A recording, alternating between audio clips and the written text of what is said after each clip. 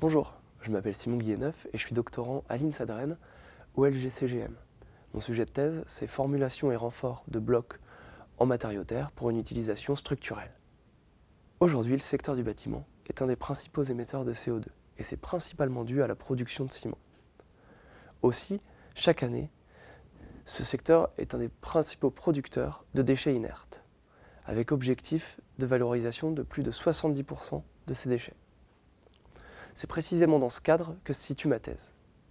L'idée est d'utiliser la terre crue comme matériau porteur pour des bâtiments de 3 étages, que ces matériaux soient conformes aux normes du milieu de la construction. On ne veut pas utiliser de liant hydraulique dans nos matériaux pour les stabiliser, et on ne veut utiliser que des ressources locales. Mais quand on veut construire en terre crue, on se frotte à certains enjeux. D'abord, la terre crue est un matériau très hétérogène.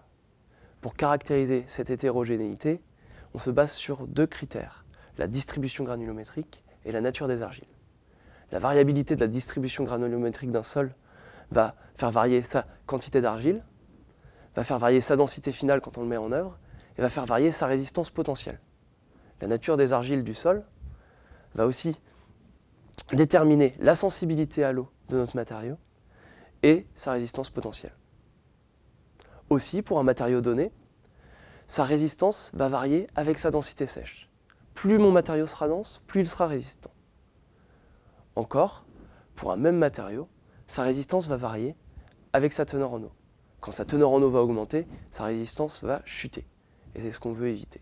Donc si je devais reformuler mon sujet de thèse, je pourrais me poser la question suivante. Comment formuler, à base de terre crue prélevée localement, un matériau porteur en bloc préfabriqué, facilement reproductible et suffisamment résistant pour construire un bâtiment de 3 étages. Bien sûr, sans liant hydraulique pour le stabiliser. Et ma thèse s'articule autour de 3 grands axes. J'ai d'abord cherché à caractériser différentes terres locales que j'ai prélevées.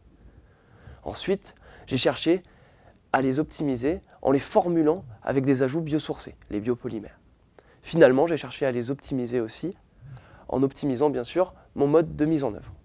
Pour la partie caractérisation des ressources, j'ai ainsi identifié 3 types de sols que j'ai caractérisés à l'aide de différents essais de laboratoire. J'ai caractérisé leur distribution granulométrique, la nature des argiles, leur activité et tout un grand nombre de paramètres qui me permettent de mieux maîtriser ma ressource. Ensuite, j'ai cherché à combiner ces sols avec différents ajouts biosourcés. D'abord, certains ajouts biosourcés me permettent de limiter la quantité d'eau que je mets à la mise en œuvre. Ces dispersants me permettent finalement d'optimiser ma densité finale de matériaux et la durée de séchage, donc sa résistance finale. Aussi, certains ajouts biosourcés vont me permettre de protéger les argiles de l'action de l'eau et de renforcer les liaisons qu'il y a entre grains d'argile dans le sol. Cette stabilisation au biopolymère va me permettre d'augmenter la résistance mécanique de mon sol, d'augmenter sa résistance à l'eau et d'améliorer sa résistance de surface. Et ça, j'ai essayé de le justifier par différents essais de laboratoire. Ensuite, j'ai cherché à optimiser mon mode de mise en œuvre pour obtenir les meilleures densités pour chaque type de sol à chaque fois, afin d'en sortir les meilleures résistances mécaniques possibles. J'ai travaillé sur 4 modes de mise en œuvre différents qui m'ont permis d'optimiser au maximum les caractéristiques mécaniques de mes 3 types de sols étudiés.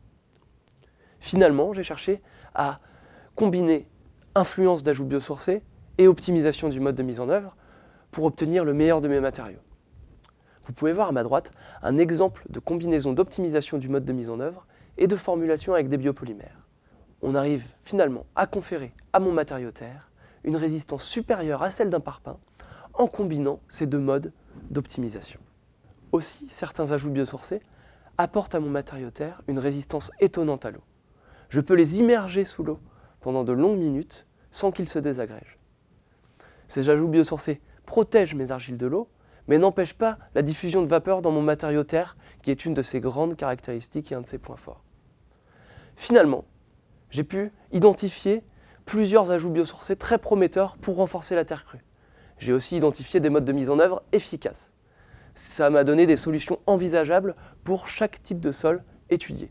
Pour la fin de ma thèse, je vais essayer d'aller vers des solutions plus opérationnelles avec la création de prototypes à échelle réelle. Je vais aussi essayer de comprendre un peu mieux quelles sont les interactions entre biopolymères et sol.